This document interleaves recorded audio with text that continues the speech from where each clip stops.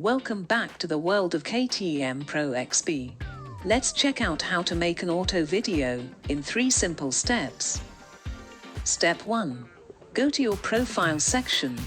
Choose the trip for which you want to create the auto video and slide the bottom carousel bar to trip video.